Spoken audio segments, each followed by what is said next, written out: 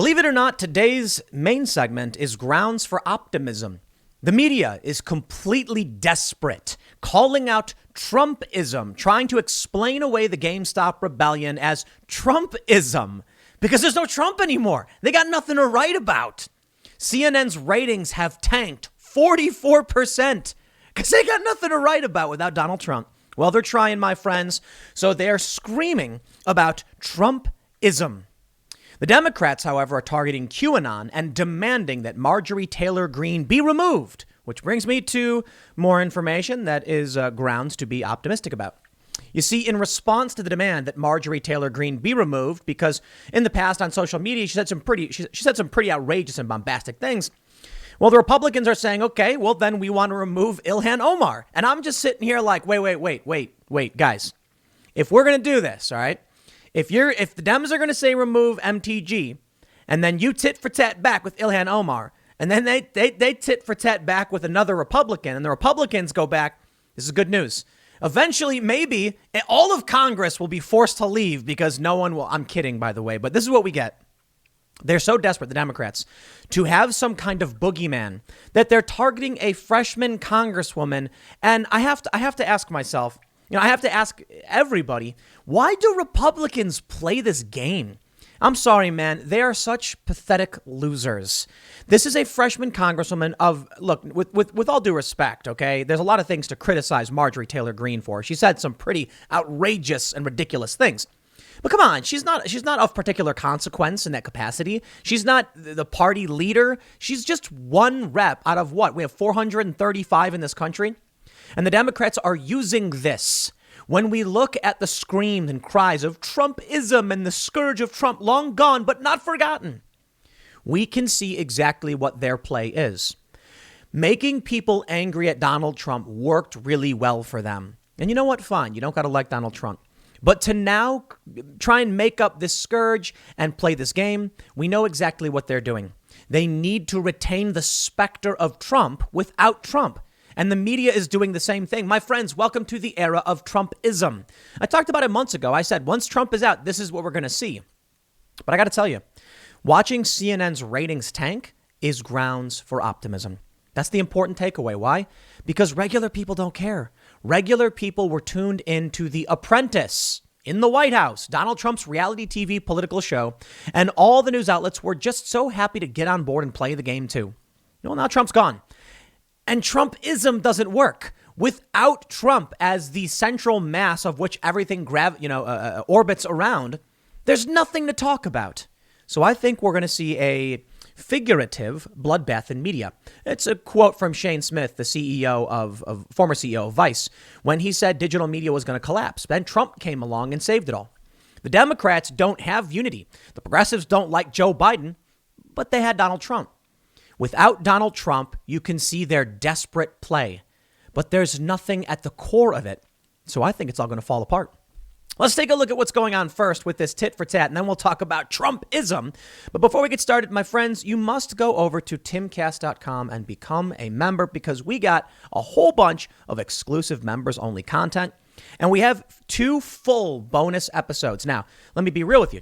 The reason for timcast.com is because I think it's very likely that censorship will come for channels like mine. I don't know if I'll get censored. My Facebook has already been essentially destroyed. So we set up timcast.com so you can become a member. And in the event I do get banned, I'll at least have some kind of presence remaining. And we also have these exclusive episodes.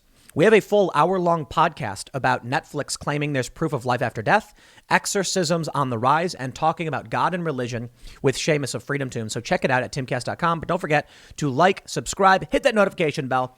Let's first get started with the Congressional tit-for-tat and what's the point of this and where it leads us. The New York Post reports GOP Democrats in tit-for-tat over removal of Marjorie Taylor Greene, Ilhan Omar. They say House Minority Leader Kevin McCarthy met privately with fellow Republican Rep. Marjorie Taylor Greene to discuss her litany of controversial political stances. As Democrats ramp up pressure to have her removed from her committee assignment, and the GOP seeks to have Rep. Ilhan Omar stripped of her committees in a tit-for-tat effort. The Tuesday night meeting between McCarthy and Greene lasted about 90 minutes and took place in his Capitol office. Afterward, the number 2 GOP lawmaker summoned members of the House Republican Steering Committee for a late-night meeting to discuss the matter. Let me stop right there. First, here's the bad news for Republicans, I guess, and conservatives. The Democrats are winning this fight. It's true. Republicans are more than happy to play the game. When Steve King of Iowa said some stupid things on Twitter, they stripped him immediately of his committee positions, and then he eventually got primaried. I can respect that about Republicans. Not a big fan of the feckless Republican Party, but I can at least respect they're willing to acknowledge the bad things. When Ilhan Omar said a series of things that were described, well, I would describe as crop dusting anti-Semitism. What I mean by that is she didn't make overt statements that were anti-Semitic. She pushed a series of tropes about Jews in Israel, which were people were going like, yo, you're crop dusters, the planes get like really close to the ground, but don't touch it. That's what I mean, right? Very, very close. But the Democrats didn't condemn her. They condemned all hatred. They defended her. When Antifa burned down entire cities, we saw Kamala Harris fundraise for them. And when Marjorie Taylor Greene says a lot of really dumb and detestable things and things I think are worthy of criticism, they're now demanding her outright removal. But come on, what about Kamala Harris? You see, that's the problem with Republicans. When the Democrats complain, they go, oh, geez, I'm so sorry. I'll give you whatever you want. The Democrats screaming and ripping out their hair. But like I said, grounds for optimism. At least in this effort, they're calling for it tit for tat. Now we're hearing that the Democrats will vote to remove Marjorie Taylor Greene from both her House committees, after turning down Kevin McCarthy's offer to kick her off just one, as she slams the Hate America Democrats. Okay, well, I'll tell you what. They're targeting Marjorie Taylor Greene not because she's a threat to anybody. And the Republicans are bowing down and giving in because they've always been particularly pathetic. They don't fight for causes. They just kind of slow the Democrats down. And the Democrats end up winning. Well, with Trump gone, there is a very real fear among media and Democrats. They will not be able to keep that boogeyman alive. So they need Marjorie Taylor Greene to be in office, even though she's just a freshman congresswoman and not of particular consequence. Again, no disrespect.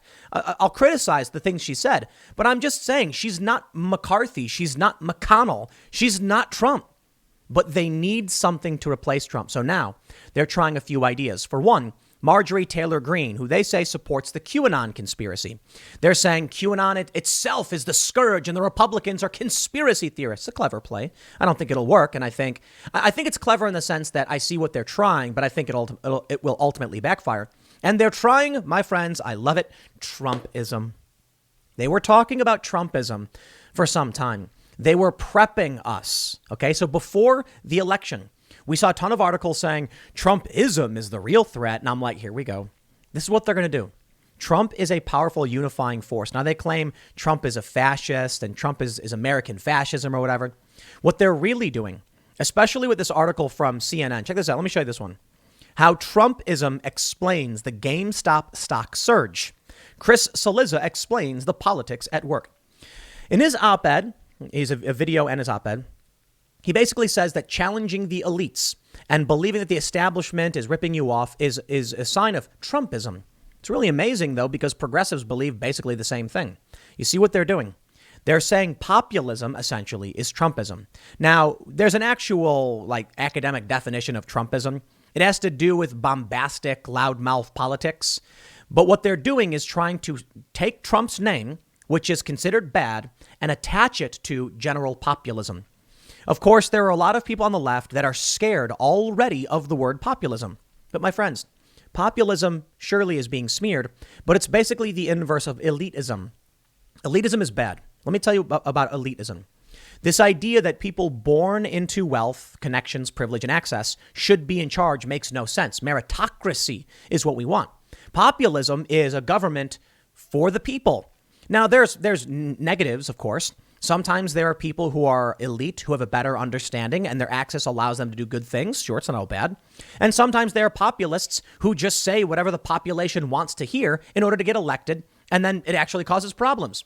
If everybody started screaming, print more money so we're all rich, give everyone $1 million, it would destroy the economy. So that kind of populism could be bad. What they're doing, though, is they're attaching this disdain the working class has for the Wall Street establishment to Trump's name in an effort to destroy it. Here's the story from U.S. News. Trump is gone, but Trumpism's not forgotten. Donald Trump has left Washington, but the shadow of the former president looms large over an increasingly conflicted party. I love this. This is from today. Look at this. They say the division will come to a head Wednesday as Republican House members decide what to do with colleagues representing the two sides of the GOP. House Minority Leader Kevin McCarthy of California is under pressure to remove Marjorie Taylor Greene of Georgia from her committee posts because of wild conspiracy theories Greene has espoused and comments she has retweeted calling for violence against her Democratic colleagues. McCarthy met with Greene on Tuesday night, jogging away from reporters who asked him how it went. And they have some weird comic, whatever. Meanwhile, other Republicans are looking to remove Rep. Liz Cheney from her leadership post, angry that the Wyoming lawmaker voted to impeach Trump last month. A verdict could come as soon as Wednesday when the GOP caucus holds its weekly private meetings. But please tell me, what is Trumpism? They say the Senate is preparing to hold a trial of Trump. Look, I don't care. They say when Trump was president, a nasty tweet or threat to endorse a primary opponent was enough to send a down-ticket GOPer into a tailspin, followed by a pledge of allegiance to Trump. But can Trumpism endure with the man himself out in front, rallying his troops? He's a man who is deeply wounded, marred by the dubious distinction, blah, blah, blah, blah. Here we go. What is Trumpism? If you define Trumpism as a strong border security, economic populism, and a sort of unilateral approach to global affairs, I think you'll see more of that. If you define it as governing by hate tweet, I don't think you're going to see much more of that, says Michael Steele, a partner at Hamilton Place Strategies, the former spokesman for GOP former House Speaker John Boehner of Ohio. Trump loves the spotlight and the adulation. Okay, you know what? I'm over this article. My friends, Trump is gone. Trump is the former president. The only reason he's in the news right now is because they're trying to impeach him. And I think the only reason they're trying to impeach him, well, the main reason is to prevent him from running again. Regardless, if Trump wants to be, he could be a kingmaker. But take a look at this desperate bid. February 1st, Trumpism is American fascism.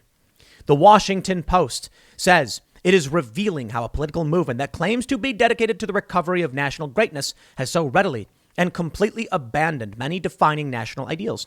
Donald Trump's promise of American strength has involved the betrayal of American identity, sure. One of the most important strands of our founding ideology is civic republicanism. In this tradition, the common good is not automatically produced by a clash of competing interests. A just society must be consciously constructed by citizens possessing certain values. A democracy in particular depends on people who take responsibility for their communities, show an active concern for the welfare of their neighbors, demand integrity from public officials, defend the rule of law, and respect the rights and dignity of others. Without these moral commitments, a majority is merely a mob. You know, I see these stories. They talk about Trumpism, a desperate attempt to claim that anyone who now carries on this idea of populism, challenging the establishment, is a remnant of Trump, is somehow fascism or a bad thing. It is a desperate play from Democrats who are just trying to make sure they can have their boogeyman. White supremacy is not just for white people, says Vanity Fair. Trumpism, the Proud Boys, and the extremist allure for people of color. They're even trying to now claim that there are white supremacist people of color because it's a boogeyman. It's not a real thing. Trump was easy to make people hate. I'm sorry, it's true. I tell this story a lot, but I was in an Uber going to Glenn Beck's studio, and the cab driver said he voted for Trump. He likes him, but man, he just wished Trump wouldn't tweet. Even the people who liked Trump, the regular people, recognized the bad things about Trump they didn't like, and that made it very easy for the media to manipulate. In the end, it was easy to create an us versus them, a Trumpism, fascism, or whatever you want to call it. It's not going to work the same. Sure, they can go after Marjorie Taylor Greene, but in the end, is Marjorie Taylor Greene going to be enough? No. Which brings me to the big story, the next big play from Democrats, how to maintain their power without Trump. If they get Marjorie Taylor Greene removed, or people start to recognize she's not all that powerful or significant anyway, well, they have to target the entire GOP and claim they are QAnon. Politico reports, House Dems move to yoke GOP to QAnon. They can do QAnon or they can do college-educated voters. They cannot do both. Now, this story immediately sparked outrage from the left, which was actually kind of funny. Why did it spark outrage? You see, the left said, there are college-educated QAnon supporters. Stop disparaging people who didn't go to college or, trying to claim that you're better than them.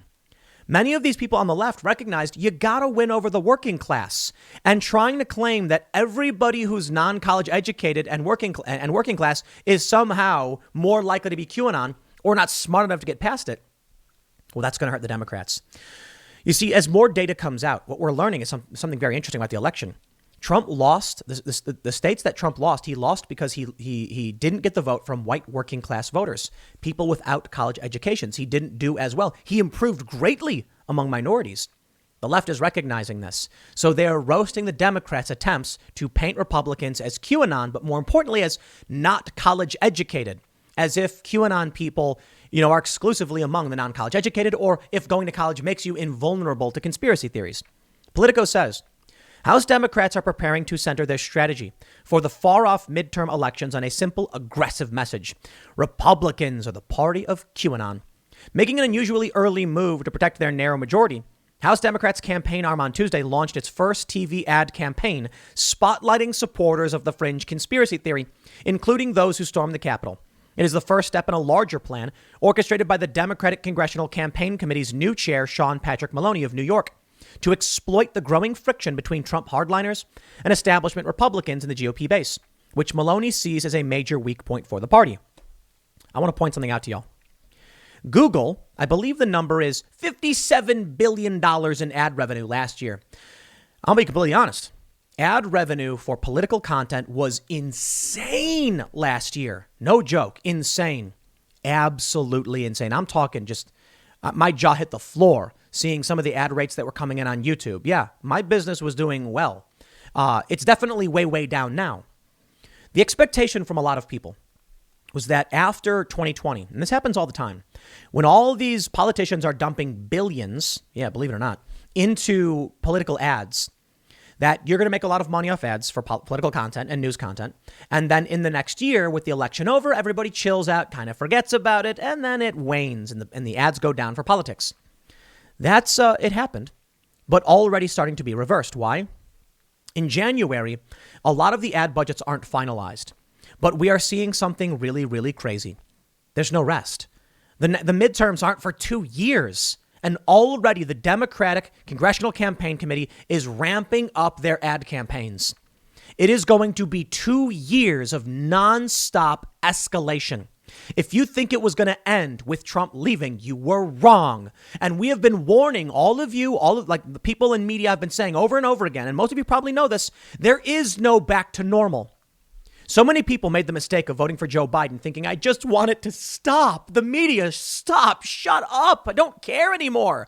They wouldn't shut up about Trump and Q and Republicans and Trumpism and fascism. So they said, just give me good old Joe Biden and bring it back to normal. It was a mistake. There is no return to normal. They already started their midterm ad campaigns. And we're 2 years, the election just ended. We literally just inaugurated Joe Biden. And now we're already doing the midterms. Y'all are crazy if you thought this was going to stop. No, the whirlwind is speeding up.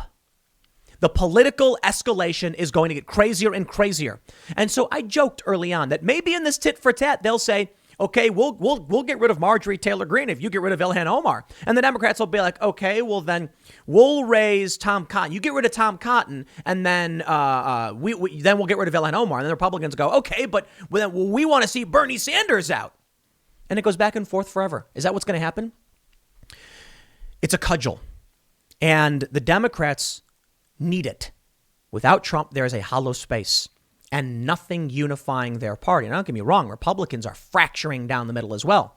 They want to get rid of Liz Cheney, but then you got some Republicans want to get rid of Marjorie Taylor Greene. The Republicans are in for a civil war themselves between those who are Trump hardliners, like, the previous article said, and those who are establishment crony Republican.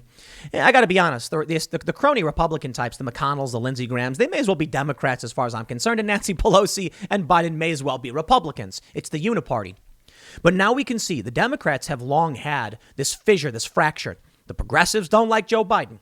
I was talking about Graham Elwood, a YouTuber, a progressive who was very critical of Joe Biden, and he got demonetized on YouTube. You see how this works. The point is, the progressives are absolutely roasting Joe Biden. 100%. Of course, conservatives are.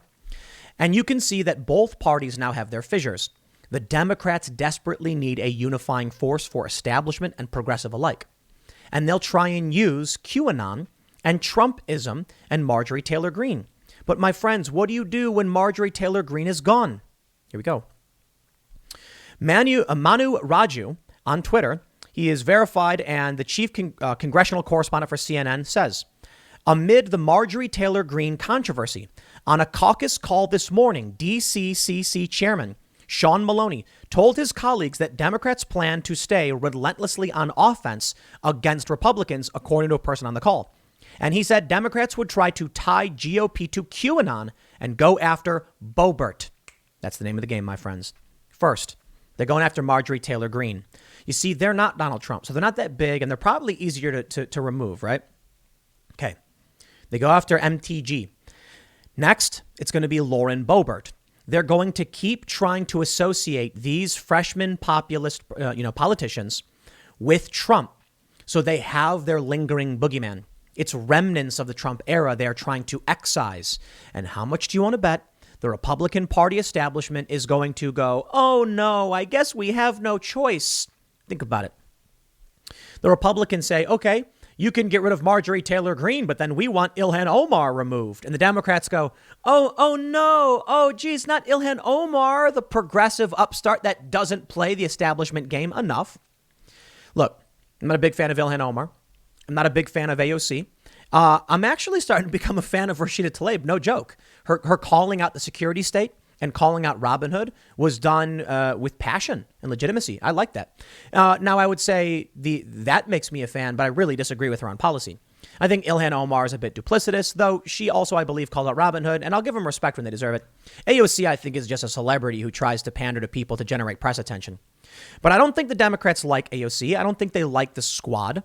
Well, AOC actually kind of helps them and it's starting to play ball with the establishment. But Ilhan Omar, if they had the opportunity to get rid of the progressive upstarts that, the squad, Nancy Pelosi doesn't want to deal with these people. They want the uniparty back. Isn't it convenient? Who's going to be removed? Lauren Boebert, Marjorie Taylor Greene, Ilhan Omar, AOC, or Rashida Tlaib? Yeah, it's kind of obvious, right? The establishment players love each other. They don't care about you. Lindsey Graham and Mitch McConnell may as well be Democrats. Pelosi, Schumer, Nadler, Biden, whatever. They may as well be Republicans. And the left calls them Republicans. And, well, the conservatives don't call McConnell a Democrat, but, he's part of the uniparty, I suppose. When both parties are like, fine, you forced my hand. We're going to get rid of the upstart populists from the party and strip them of power. I'm like, It's the establishment recoiling to defend itself. That's the game. Well, I'll tell you this. Cassandra Fairbanks coming in with the hot take that I agree with. Scott McFarland says, House Republicans, including former Trump doctor Rep. Ronnie Jackson, draft amendment bill to remove Rep. Marjorie Taylor Greene from her committees. The amendment calls for removal of Rep. Ilhan Omar from her committees, too. Cassandra, she's a friend of mine, full disclosure, says, I'm going to get S for this, but neither of them should be removed from committees. I like Marjorie Taylor Greene and don't like Omar, but like it or not, people voted for them and they won. Neutering them is just neutering their constituents. And Cassandra's right. I've seen a lot of people complain about Marjorie Taylor Greene, saying they didn't realize what she was saying and posting when they voted for her. There was even some local conservatives said if they had been aware, they would have called it out. Well, you got 2 years, my friends. This is how the country works. She got voted in. That's it. Stripping her of her committees, and Ilhan Omar as well, I think is wrong. This is a country of many different jurisdictions. And the goal of having people like Ilhan Omar in is because she represents her district. You don't have to like her. You can actually detest the people who voted for her. You can believe all those opinions. You're allowed to. But she won. She won for a variety of reasons. I don't think politics is a fair game. I think it's a dirty game. But she did win. And that's how the game is played. Now she's going to be in office. You want to remove her? I don't think that's right. Marjorie Taylor Greene as well.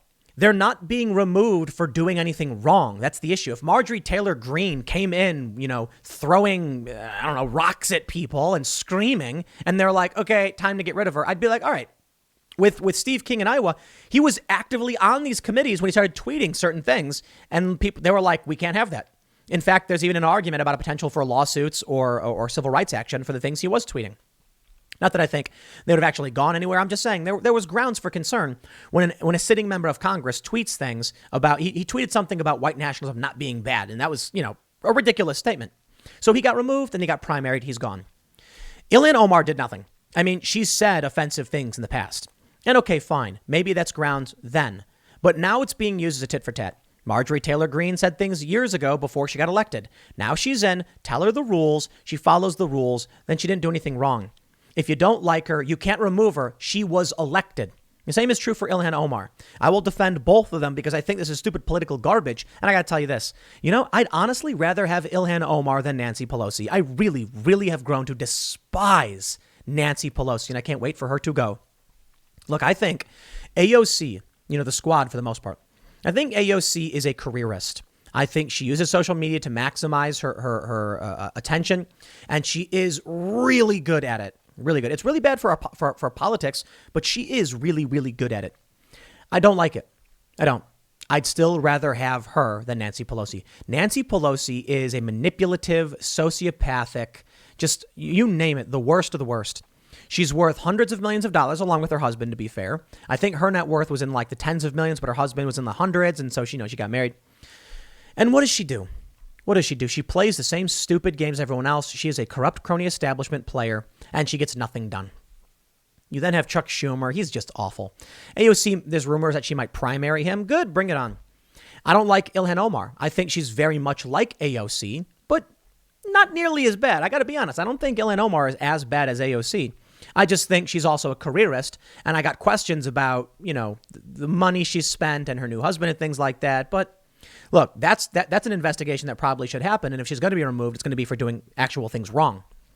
But I've looked at Rashida Tlaib as of recent, as I mentioned, respect. She tweeted that we shouldn't expand national security powers. She tweeted we should look into Robinhood. And I don't agree with her policy positions. I don't agree with her saying impeach the MFer and things like that. But I don't see her as the same as AOC. She also voted no on, I think it was the omnibus spending bill. And so I've just been like, dude, you know what? We may not agree on policy, but I think the left and the right, more libertarian populist type individuals challenging the establishment machine have more in common than what they don't. And so I would humbly disagree with like minimum wage laws with Rashida Tlaib, but then be like, but you know what? I'd much rather have her than Nancy Pelosi, because Pelosi is the kind of person who's going to ramp up the security state, ramp up the wars. And she is just a crony, manipulative, awful individual. So long story short, I think what we're seeing now with the threat and the fear of Trumpism and all that stuff is establishment Democrats' desperate bid to keep the progressive left aligned with them. Using Marjorie Taylor Greene is it's a really smart play. It is. I can already see these populist, leftist, progressive types, so the grifters, the one who claims to be, now cheering it on. Saying, okay, you realize a tit for tat gets rid of Ilhan Omar. I am a firm believer that for the most part, well, actually, let me tell you this. I'll put it this way. There are grifters. There are QAnon grifters. There are people who post ridiculous, insane things. I don't know why. Maybe they really believe it. Maybe they're just making up fake news to make money. There was a period several years ago where there literally were people who would just write fake stories and then get them shared on Facebook, and they were making tens of thousands of dollars per month. Literally just make something up. Fake news was a serious problem. They all got banned. A lot of these Q channels, they all got banned. And so I'm not a fan of these people, the grifters and the conspiracy, nuts, who are telling people that right now Donald Trump is still president. They believe it.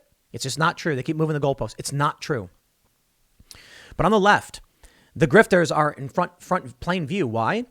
Because they're supporting the Democratic establishment. I'll tell you one thing. Donald Trump did not denounce Q. And at the time when I kept hearing, Trump get asked about it, I didn't know a whole lot about it either. I'd heard about it. I'd heard some things. I'd seen some tweets, but I didn't care. It wasn't a big prominent story for me. Now that Trump is out, they're making it more and more prominent. And thus I ended up learning more as, of course, time went on. But Trump probably should have denounced QAnon he should have done it in the right way. And the right way is, I respect that you're concerned about potential nefarious groups and things like trafficking, but a lot of these conspiracies are just not true. If you want to trust the system, you should be listening to what Trump has to say. I find it interesting when I look at the Donald.win, now Patriots.win, the Donald Trump forum, and Donald Trump said no violence and go home in peace. And the Trump supporters said, you heard the man. But there were still a lot of Q people saying, no, Trump secretly meant this and believing things he didn't say. Anyway, look, I digress. It's an excellent boogeyman for the left because it's going to make sure the left-wing grifters keep attacking the right. So I'll tell you one thing. I'm not a fan of what Marjorie Taylor Greene has posted and what she said, but she's done it. It is what it is. How about we all just say, here's what we do. From now on, y'all chill out. Don't do it. And if you do, then we'll remove you, right? The main issue now is there's going to be a lot of left-wing grifter channels who will take segments from this video out of context to claim that I'm defending Marjorie Taylor Greene or what she believes and things like that, because their real goal is to make sure we're constantly fighting each other. I don't want to fight each other anymore. I'm sick of it. I don't mind arguing. I don't mind having the debates. That's fine. But I don't like how bad the escalation has gotten. I don't like that we're at this point now where people are literally at each other's throats, and AOC is claiming Ted Cruz almost had her killed, even though she wasn't even in the Capitol building. You heard that story she told? She was sure, it's the Capitol complex. Her building was across the street, but it wasn't even the same building. So please spare me when you think that, Ted Cruz almost got her killed. They want us fighting. And what AOC says helps. All right, well, maybe you want to defend AOC. Look, I respect her telling her story. I got no beef with it. My issue is the media manipulation. My issue is them taking what she does when she promotes herself and then turning it into drama to make sure that instead of talking about the establishment elites who are screwing us over, we're complaining about each other. And here we are. I don't want to see MTG removed, but I'm not a fan. And I don't want to see Omar removed, and I'm not a fan either. I think this is the establishment trying to seize back control. And it may work so long as there are grifters on the left who are uncensored. Because like I mentioned, you got the right-wing grifters. You got the conspiracy channels whipping people up into a frenzy, but they're mostly shut down.